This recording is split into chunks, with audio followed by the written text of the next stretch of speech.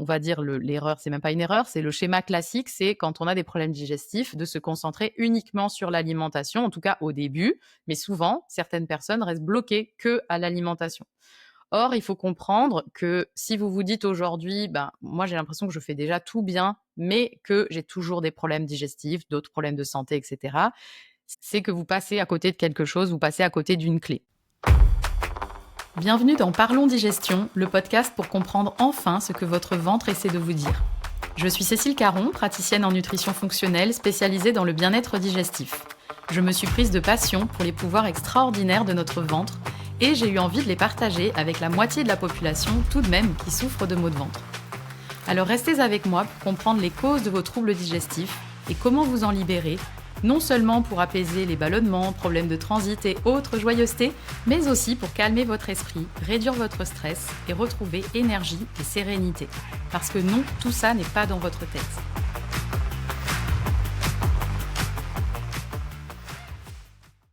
Bonjour et bienvenue dans ce nouvel épisode de Parlons Digestion. Aujourd'hui, j'avais envie de m'adresser à vous peut-être qui m'écoutez et qui ressentez une pointe de découragement vis-à-vis de vos problèmes digestifs. Vous vous dites, bah, en fait, je vais jamais trouver de solution. J'ai l'impression de tout faire comme il faut et pourtant, ça ne va toujours pas. En consultation, j'ai beaucoup de personnes assez fréquemment, des personnes qui me disent: «Mais moi, en fait, je mange déjà bien, je mange équilibré, je mange sainement». Quand je leur dis: «Ben, on va explorer un petit peu votre alimentation actuelle pour voir ce qu'on pourrait améliorer, là où, finalement ça ne vous convient pas». Et donc j'ai cette réponse de: «Mais moi, je mange déjà bien, je mange équilibré, je mange sainement». Et pourtant, c'est des personnes qui me consultent, donc qui ont des ballonnements, qui ont des douleurs digestives, qui ont des problèmes de transit, qui ont peut-être même d'autres problèmes extra-digestifs comme de la fatigue, de l'anxiété, des problèmes de sommeil ou bien des problèmes de peau, les cheveux cassants, abîmés, des pertes de cheveux ou bien des douleurs articulaires, bref, plein d'autres problèmes extra-digestifs qui sont évidemment en lien aussi avec la digestion. J'en ai déjà parlé dans d'autres épisodes.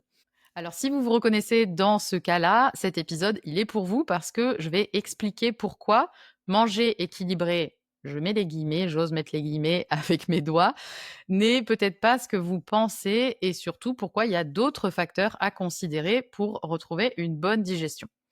Alors, dans la première partie de cet épisode, je voudrais un petit peu détailler le piège de «je mange déjà bien». C'est-à-dire le fait de penser que parce qu'on cuisine maison, on achète bio, on mange beaucoup de légumes ou on ne met pas de sucre dans son café, ça veut dire qu'on mange déjà bien, que notre alimentation, elle est optimisée, elle est parfaite et donc les problèmes digestifs ne viennent pas de l'alimentation.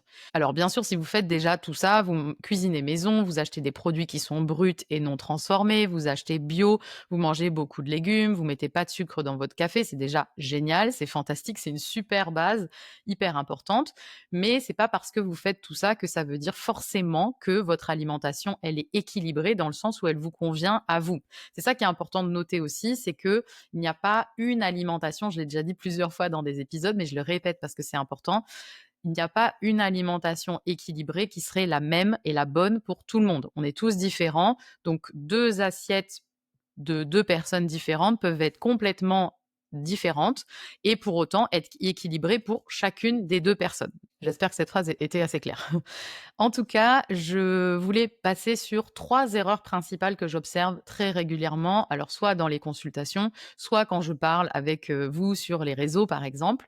Il y a 3 erreurs qui reviennent très souvent, que j'ai faites aussi, mais je ne suis pas du tout la seule à les avoir faites et comme je vous dis, c'est des erreurs qui reviennent très souvent, donc suffisamment souvent pour que je les mentionne ici comme le top 3 des erreurs quand on parle de, l'alimentation équilibrée. C'est-à-dire les personnes qui me disent: «Mais moi, je mange déjà bien, je mange déjà équilibré, donc je vois pas ce que je pourrais optimiser pour me sentir mieux».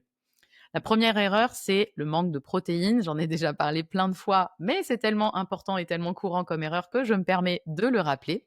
Moi-même, j'ai été l'exemple parfait de cette erreur pendant des années où je pensais manger sainement parce que je faisais, tout ce que je viens de citer. Donc je mangeais bio, je cuisinais moi-même, je mangeais beaucoup de légumes, je mettais pas de sucre, dans mon café ou dans mes boissons, dans mon thé et cetera.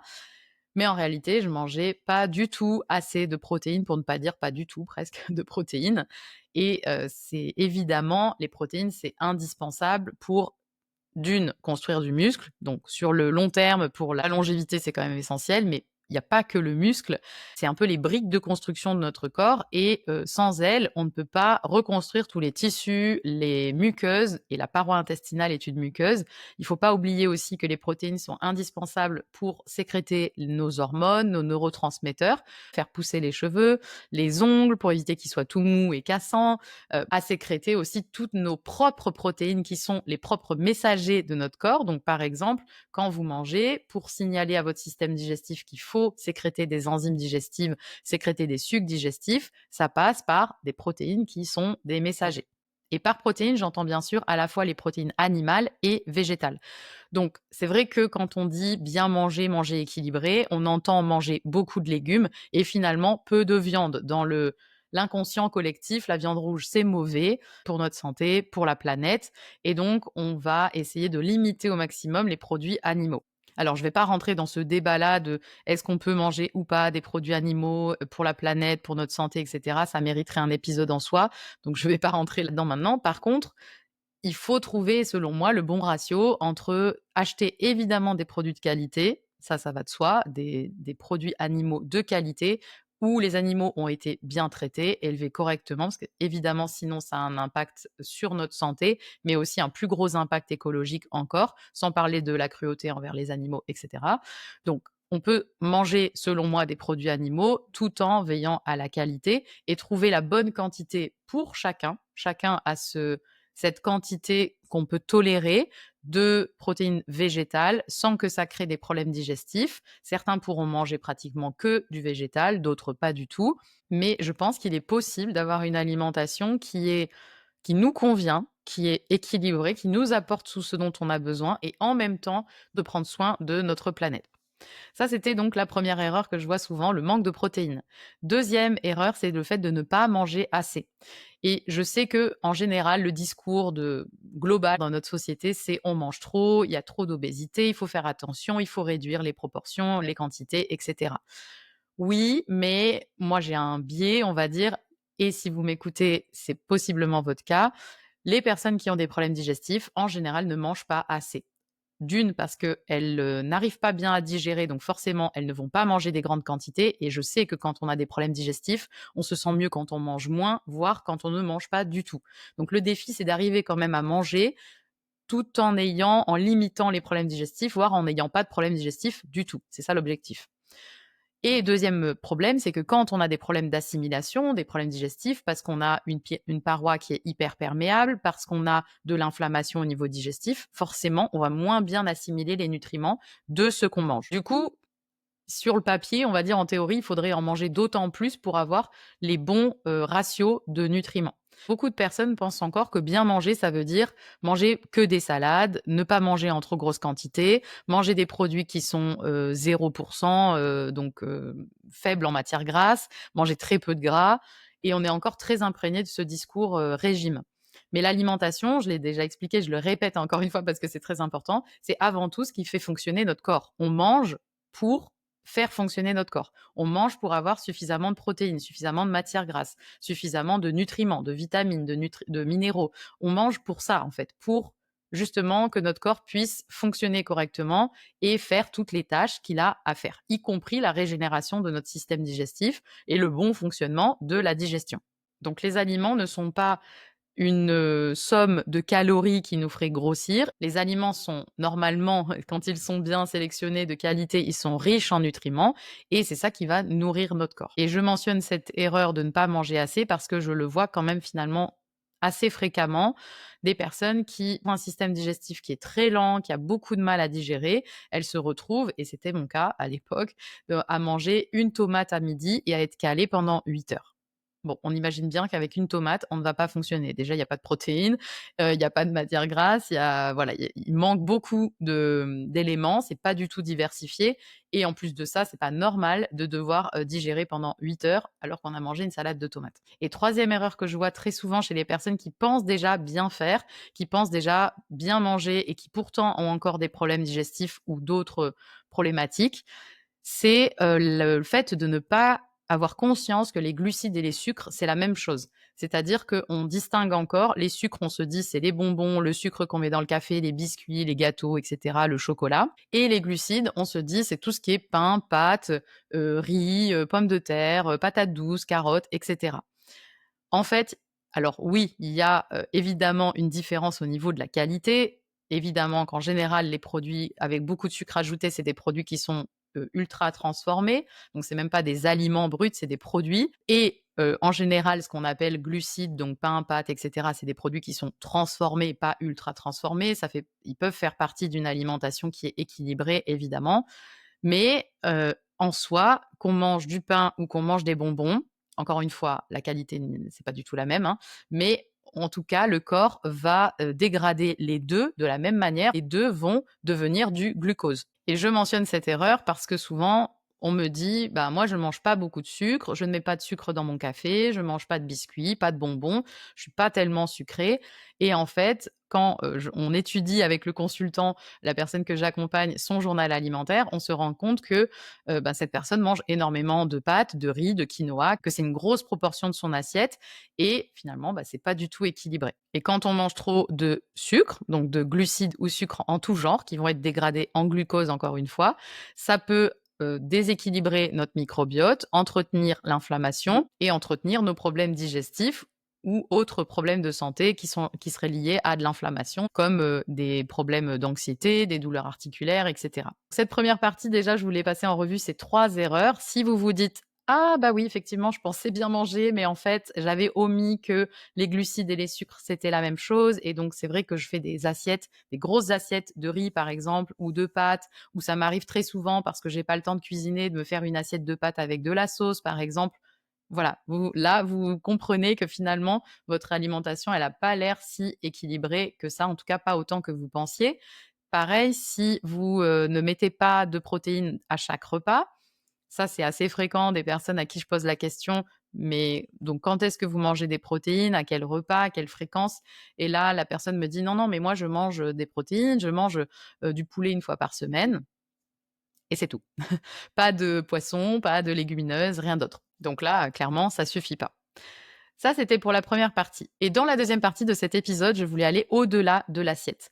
Parce que, encore une fois, j'ai fait exactement le même parcours ou les mêmes erreurs que vous ou tout ce que je décris ici dans cet épisode et c'est quelque chose que je vois très souvent en accompagnement, donc je vois bien qu'il y a des schémas qui se répètent pour tout le monde, en tout cas pour la plupart des personnes qui ont des problèmes digestifs et on va dire l'erreur, c'est même pas une erreur, c'est le schéma classique, c'est quand on a des problèmes digestifs, de se concentrer uniquement sur l'alimentation, en tout cas au début, mais souvent, certaines personnes restent bloquées que à l'alimentation. Or, il faut comprendre que si vous vous dites aujourd'hui: «Ben, moi, j'ai l'impression que je fais déjà tout bien, mais que j'ai toujours des problèmes digestifs, d'autres problèmes de santé et cetera», c'est que vous passez à côté de quelque chose, vous passez à côté d'une clé.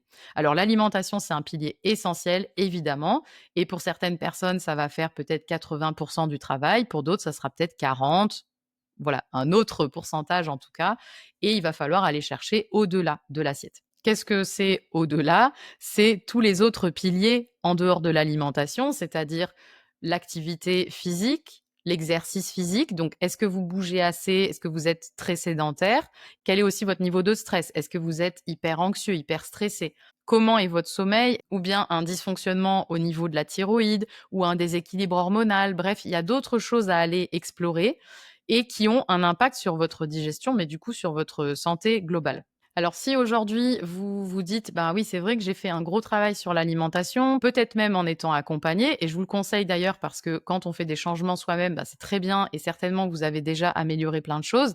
Mais comme je vous le disais dans la première partie, c'est pas, rare d'avoir fait des changements soi-même, d'avoir amélioré les choses et en fait d'être passé à côté de grosses erreurs, comme le fait de penser que c'est équilibré, de ne manger aucune protéine, animale, alors que ça l'est peut-être pas pour vous, de penser que manger beaucoup de légumes crus, de crudités, c'est très bon, en fait, ça l'est peut-être pas pour vous. Donc, vous voyez, le fait d'être accompagné, ça vous permet quand même d'être sûr, de vérifier que c'est vraiment une alimentation qui vous convient.